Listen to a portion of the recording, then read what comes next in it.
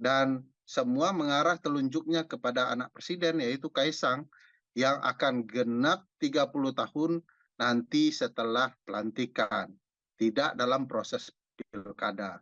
Nah, bagi saya ini semacam upaya untuk merekayasa agar kepentingan-kepentingan politik, keinginan-keinginan politik keluarga tertentu, terutama keluarga istana, bisa terpenuhi.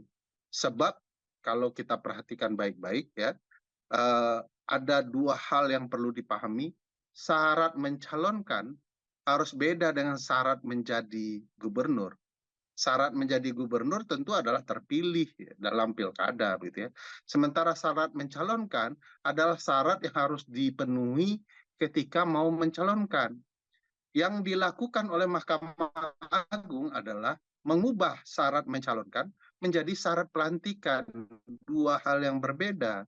Nah, bagi saya Mahkamah Agung bukannya tidak tahu ya konsep pengujian peraturan perundang-undangan di bawah undang-undang, tapi Mahkamah Agung sedang mempertontonkan dirinya dikendalikan kekuasaan politik.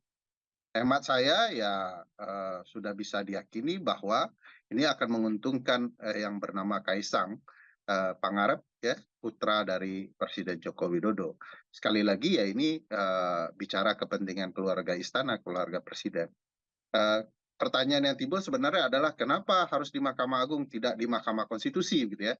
Nah, jawabannya sederhana, Mahkamah Konstitusi sudah hancur-hancuran dalam tingkat kepercayaan publik ketika kasus Paman Usman dan Gibran gitu ya.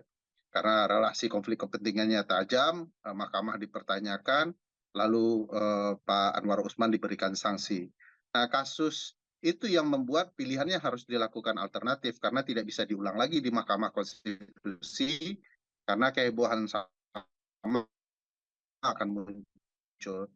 Nah, cara itu di Mahkamah Agung dengan tafsir yang menurut saya ya salah kaprah, tidak memahami konsep judicial review yang ada, lalu Mahkamah Agung menjadi pilihan untuk memastikan salah kaprah itu bisa digunakan untuk kepentingan tahun politik.